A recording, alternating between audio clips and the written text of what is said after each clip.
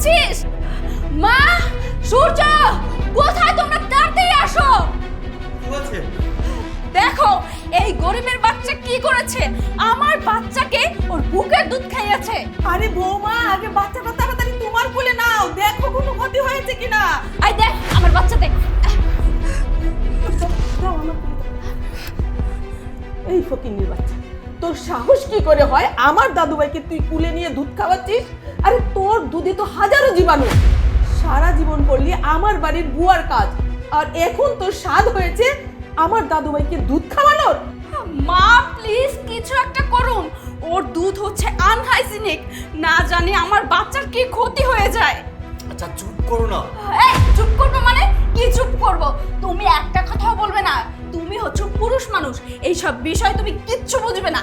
এই এই তোর এত বড় সাহস কোত্থেকে এলো? তুই আমার বাচ্চাকে কেন দুধ খাইয়েছিস? সূর্য, তুই বৌমার মুখে মুখে কেন কথা বলছিস? আরে বাচ্চা কিভাবে লালন পালন করতে হয় সেটা আমরা মেয়েরা বুঝি, তুই কিচ্ছু বুঝিস না, চুপ থাক। এই ফকিনির বাচ্চা, তোর না বাচ্চা আছে, তোর বাচ্চাকে তুই দুধ খাওয়া, আমার নাতিকে কেন দুধ খাওয়াতে গেলি? তোকে আমি আজকেই চাকরি থেকে বিদায় করে দিব। চুপ করো, একটা কথা বলবে না। বুয়া, তুমি ওর কথা কিছু মনে করো না। বাবা, আপনি কেন থামতে বলতেছেন সবাইকে? এই গরিবের বাচ্চা কি করেছে আপনি দেখেন নাই? ওর গরিব দুধ খাইয়েছে, আমার বাচ্চা তো গরিব হয়ে যাবে। না বুয়া, আমাদের বংশের প্রদীপকে দুধ খাওয়াচ্ছি না, সে তার নিজের বাচ্চাকে দুধ খাওয়াচ্ছে।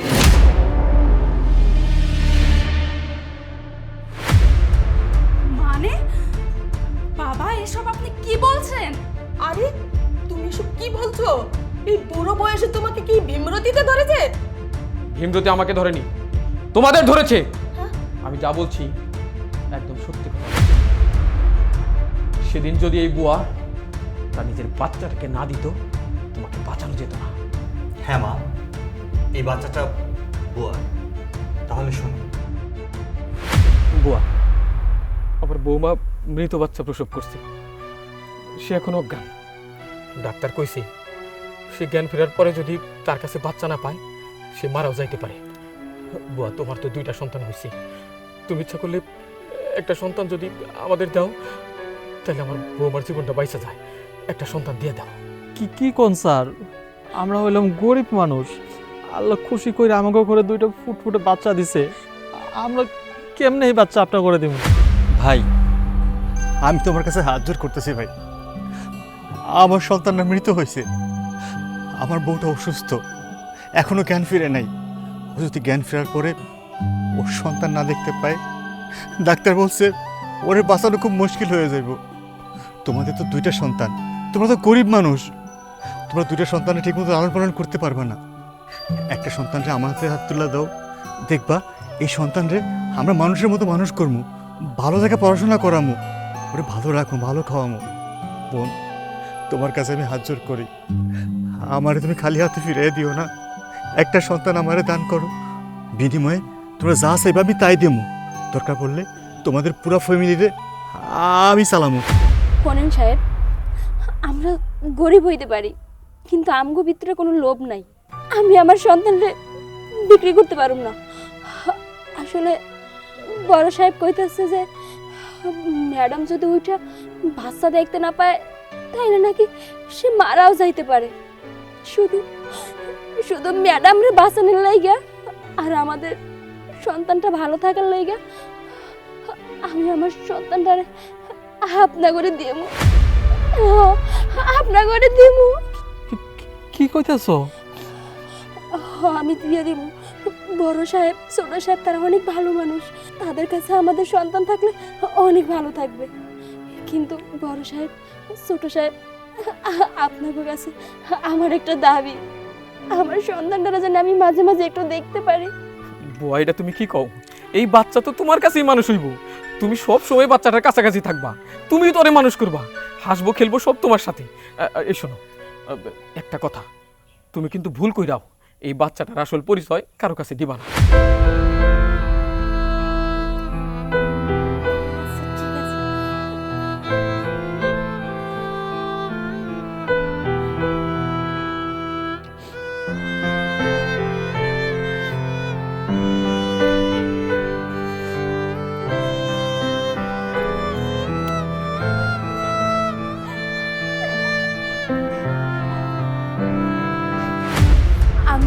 কলিজার দণ্ডে আপনাকে হাতে তুলে দিছিলাম, আর আপনারা কি করছেন? তারে অযত্ন করছেন।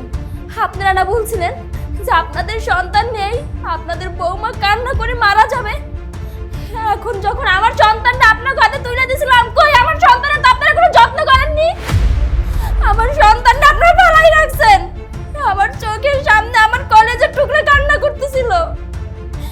আমি সহ্য করতে পারি না, কারণ আমি তো মা। তাই তাই আমি ওকে তুলে নিয়ে এইখানে বসে দুধ খাওয়াইতেছিলাম, ওকে ঠান্ডা করতেছিলাম। আর এই যে ম্যাডাম, আপনি ফিগারের চিন্তা করেন, আপনি সন্তানের চিন্তা করেন না। তাইলে আপনার তো সন্তান কিসের জন্য দরকার?